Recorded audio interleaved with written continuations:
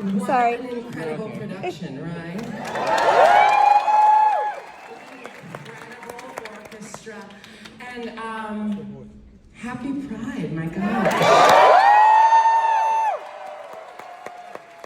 They asked me to come back to do this Pride run, and I was just, waiting with the phone in my hand. But what's really been lovely about this production is not only getting to do the show, but they asked me to do fun things like this, where I get to invite my friend Ronan Farrow.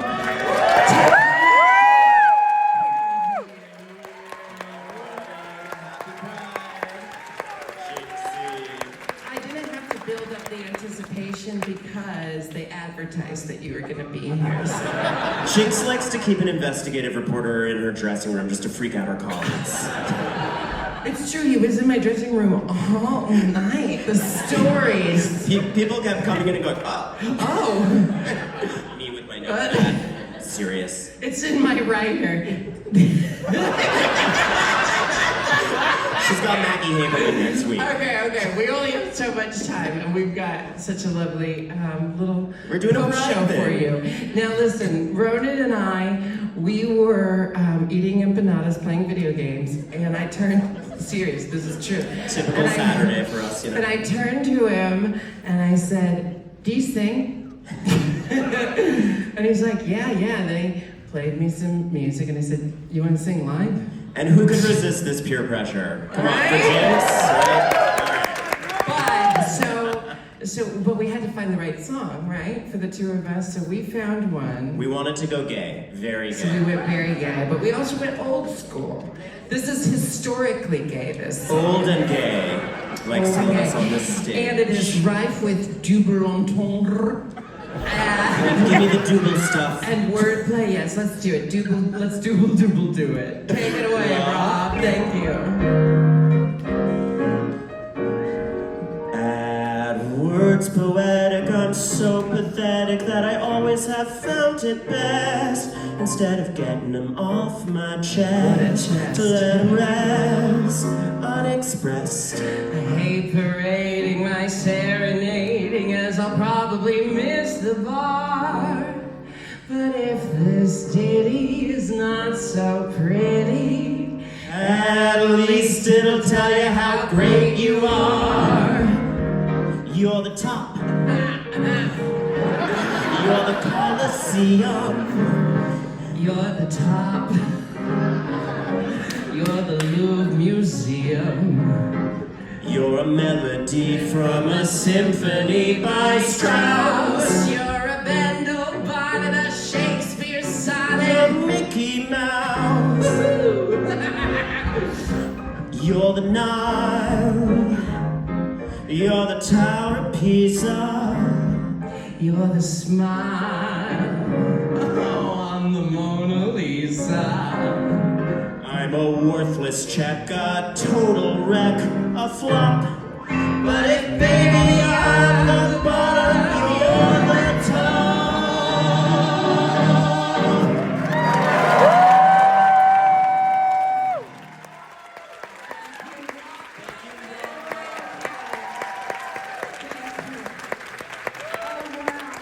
How do you feel? Jinxie, never better. It was like What are we gonna do next time? How do we one up that? My neck, my back. I was gonna say my neck, my back. You have Same no time idea. next year.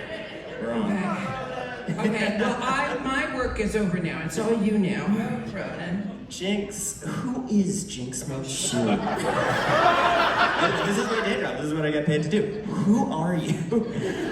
Listen, I have a very personal and deep relationship with Jinx, both as a public figure and now as a friend. And Jinx was my way into drag. I first met Jinx when I was judging on RuPaul's Drag Race. And I confess, I was actually one of these sort of bad gays who wasn't that well versed in Drag Race history until actually after I was on that set, and partly because I was so captivated by Jinx's work. Wanted to learn more. And that really led to a journey. And now you know everything. Now you call me and you're like, so when Roxy said this to you. Full of Drag Race tea now. But also I really, in addition to loving the form, it was personally meaningful to me. I think it helped me get in touch with my femininity, and I loved being on that, and here I am in a sheer outfit, Jinkx Interview, and I just do whatever Jinkx tells me. Satin and lace, yeah. But, I did style you tonight, didn't I? Yeah, what do you think? I told him exactly what to wear, and he showed up wearing exactly. I aim to impress, you know? But it occurs to me, we've actually not talked that much about your roots. And I know you started in this. That is a good pride joke. Yeah. You started really young in drag, right? So you're from Portland. Yeah, I was born and raised in Portland, Oregon. If you've ever watched Portlandia, it's eerily accurate. Like, scary accurate. And I was born and raised there, and Portland's a city where you could be a 15-year-old drag queen.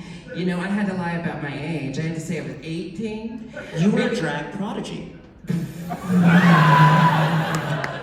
From the Wunderkind. We have these Doogie Howser backgrounds.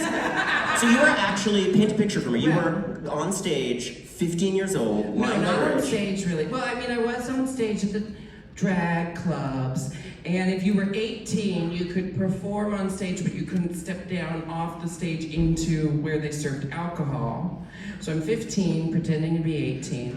I'm in high school plays most of the time, but when I'm not playing the Cowardly Lion and the Wizard of Oz, then I'm at the gay club running the show, the drag variety show.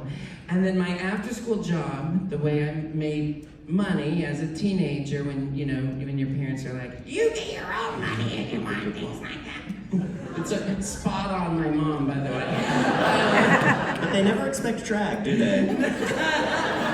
Well, me and a friend who was also a drag performer, we would paint ourselves like porcelain dolls. We'd take our boombox out on the street and we'd busk. We'd perform out on the street, and I'd pretend to be a wind-up doll, and he'd pretend to be a rag doll. And we'd each make like $60 and like 20 bucks an hour each. As a teenager, that was pretty good money,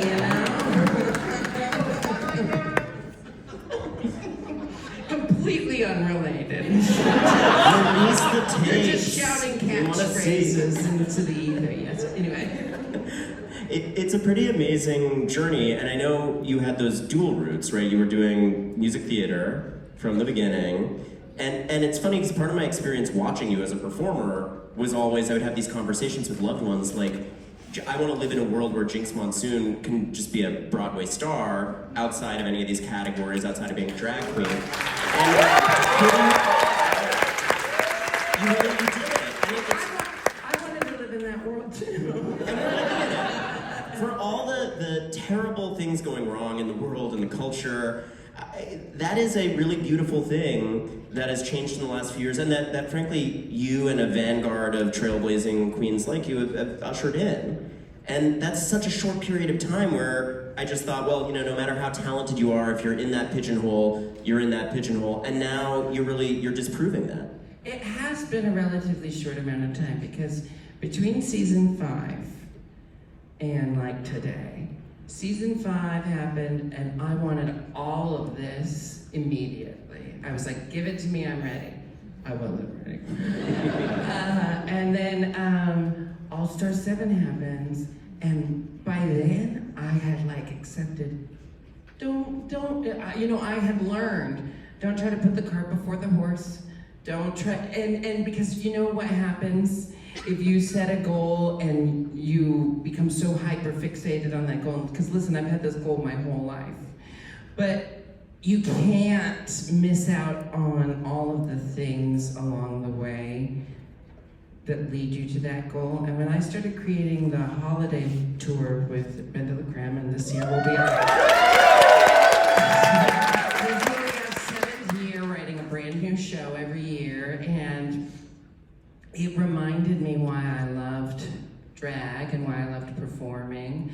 And then to get last year, I got to go from my holiday show to Chicago, completely different things, but somehow all part of the same thing. And it's like, what a great place and time to be in, where drag and Broadway can find this place to, like, hey, there's room for all of this, and you know what, we can cross over and stuff, you know? It's like, I don't know, stuff I never thought possible in my lifetime is happening now, and that's why I fight so hard against the people who want to take it away.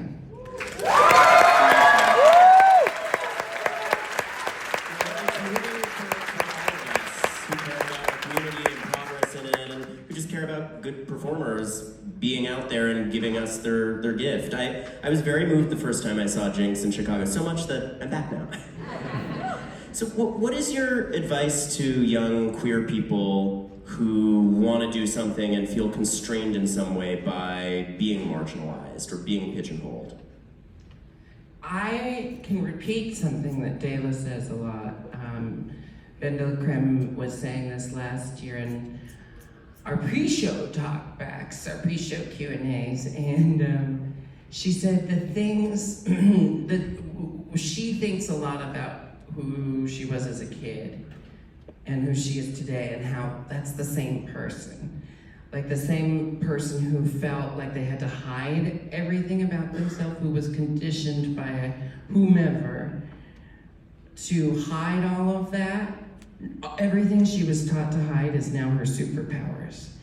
And if you think about that, it really applies to everything. Because, okay, I don't want to, like, I'll go, you know me, I'll go on a freaking long-ass tangent, but... You guys have a few hours? The thing is I don't even remember what I was talking about. We're talking about the strength you ultimately draw from kind of confronting your demons. If someone is trying to suppress something in you, it's for a reason. And don't just be too quick to believe that it's because the thing they're trying to suppress is wrong, because they could be trying to suppress your power. And we live in a time where the people who have been suppressing our power for a long, long time, their old tricks aren't working anymore, but they just keep trying them. And I know that people are seeing through it more and more every day, and I know how scary it is, but I just have to say, now is the time to be as queer as possible, and don't let them push you back. Self-preservation is key, but also do not let them take anything back from us. And then if you are an ally, and if you want to be an ally, you have to stand up for the people you want to be an ally to. You have to speak up for the people you want to be an ally to. And you have to keep doing that even if it inconveniences you.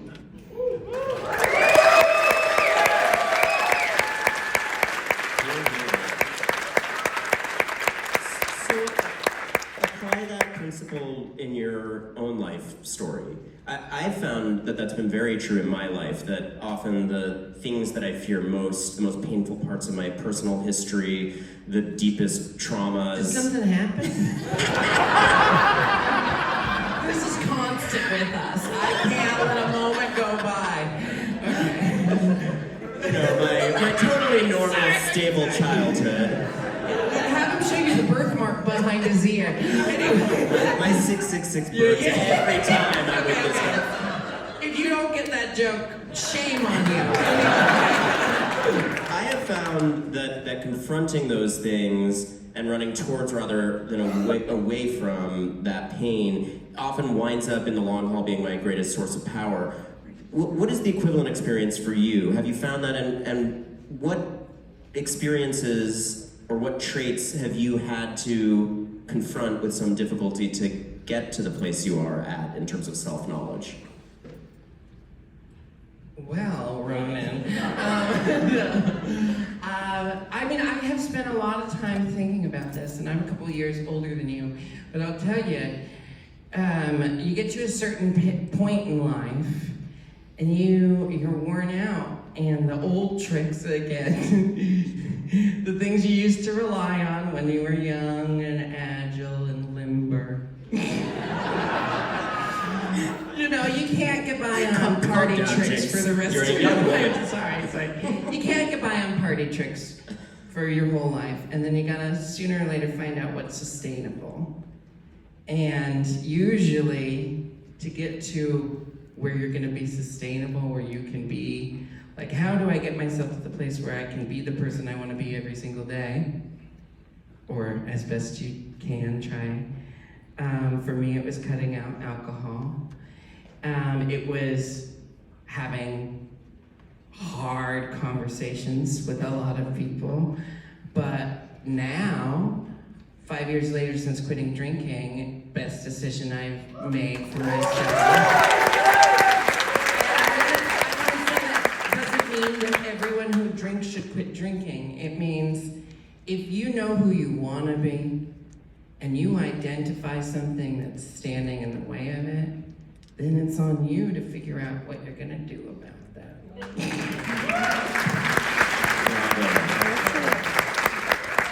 And like for some of us, that means just stick to weed, you know? Don't give away all my trades. I'm sober from alcohol. Yes. Who's gonna join this blunt rotation after the show? So you've now summited all of these peaks that you envisioned from so early in your life and career. What's next for you? What are the big unfulfilled dreams that you want to go after?